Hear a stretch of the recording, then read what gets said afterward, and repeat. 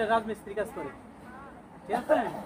আমরাই সব, এখানে কোনো লুটের লোক নাই, সিটার বাক্তার লোক নাই, মিথ্যা বলার লোক নাই। হ্যাঁ, এটা আমরা নিজেরাই ছেলে নিজেরাই। আচ্ছা যাও, আপনাদের এই সংস্থার বিষয়ে কোনো প্রশ্ন থাকলে পারে আপনারা একজন করে বলবেন, আমি উত্তর দিব, 10 জন শুনবেন, কিন্তু 3 জন একসাথে বলবেন না, তাহলে কিন্তু আমি শুনতে পারবো না, বলতে পারবো না, পরে বলবেন যে লোক বিষয়টা বলতে। আমার কথা ক্লিয়ার হচ্ছেন? আচ্ছা ঠিক আছে। ভাই যে আপনাদের ঋণ আবেদন দিচ্ছে, কি বলছে? 1 লক্ষ থেকে 1 কোটি টাকা ঋণের সুদে বিনা জামানতে আমরা ঋণ দেবো, এই কথাই বলছে না? এই বিশ্বাস করে কিন্তু আপনারা স্বাক্ষর দিচ্ছেন, ঠিক আছে? আচ্ছা খুব ভালো কথা, উনি কাগজের বাইরে কথা বলে না, আমিও বলবো না, কেউ বলবে না কাগজের বাইরে কথা, ঠিক আছে? আচ্ছা এনে আমি বলছি না যে মিথ্যা কথা বলবো, সত্যি কথা বলবো। আপনি বলতে পারেন কতগুলো লোক এনজিওর সাথে জড়িত আছেন, কিস্তি কয়জন তুলছেন? আমি তুলছি 3 জায়গা থেকে, আমি হাত তুলি, আসার থেকে তুলছি, বেরাক থেকে তুলছি, ঘাট থেকে তুলছি, মাসিক কিস্তি আমি তুলছি, তোলেন নাই? আমি কিস্তি তুলছি। হ্যাঁ হাত তোলেন, হাত তোলেন। হ্যাঁ এটা মিথ্যা কিছু নাই, টাকা পাবেন, টাকা পাবেন।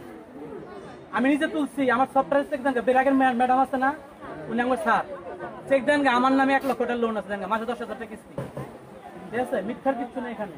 আচ্ছা হ্যাঁ এরকম বলতেছি, সত্যি কথা বলতেছি। আচ্ছা ঠিক আছে, সত্যি কথা বলা বলো না, 36 জনে ক্ষণিকের পেশা, মিথ্যা সারা জীবন দুশ্মন, ঠিক আছে? আচ্ছা ঠিক আছে, আমরা যে এই যে ঋণ আছি, আমরা যে ঋণ আছি, কি জন্য ঋণ আছি সেটা আমাদের জানতে হবে। কি জন্য ঋণ আমরা? আমাদের দুনিয়ার নীতি কি? খাওয়া, পেন্দা, ভালো থাকা, সব, এই তো। একটা বৃত্তি কিছু আছে? কিছু নাই।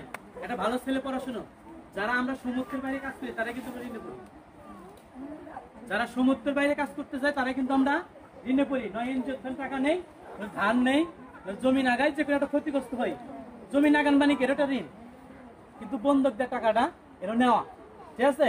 কি আমাদের চাহিদার ঊর্ধ্বে আমরা চলে গেছি, এই জন্য আমাদের ঋণ পড়ে, ঋণ চলে যাচ্ছে। এই ঋণ নিয়েও কিন্তু আবার ঝামেলা।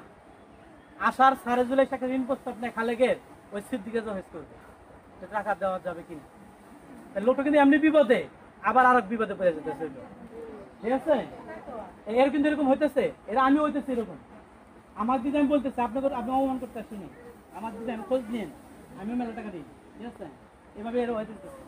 এর কারণ কি? এই ঋণ হওয়ার কারণ কি? একটা ভাই যদি 5 লাখ টাকা ঋণ হয়, ঋণের বাড়ি পুরো আসতে পারে, আর বড় ভাইকে ডাকবে, টাকা দেয় না। বড় ভাইকে বড় ভাই আপনার ঋণ কিভাবে হইলি প্রশ্ন করে না? ঋণ লাগে সরে দেয়, যে কোনো ভাই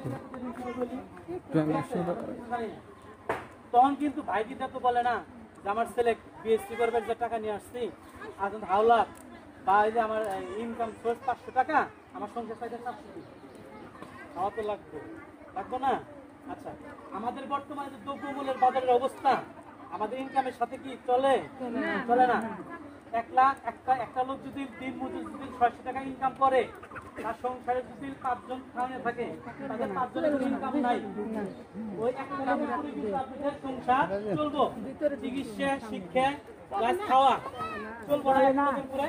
ওই লোকটা কি 30 দিনই কাজ করতে পারবে? ওই লোকটা কি 30 দিনই কাজ করতে পারবে? কেউ পারবে না। তার শরীর অসুস্থতা থাকতে পারে, ঠিক আছে? তার সংসার যদি 500 টাকা যদি খরচ থাকে, 600 টাকা ইনকাম, 30 দিন করতে পারলে থাকবে।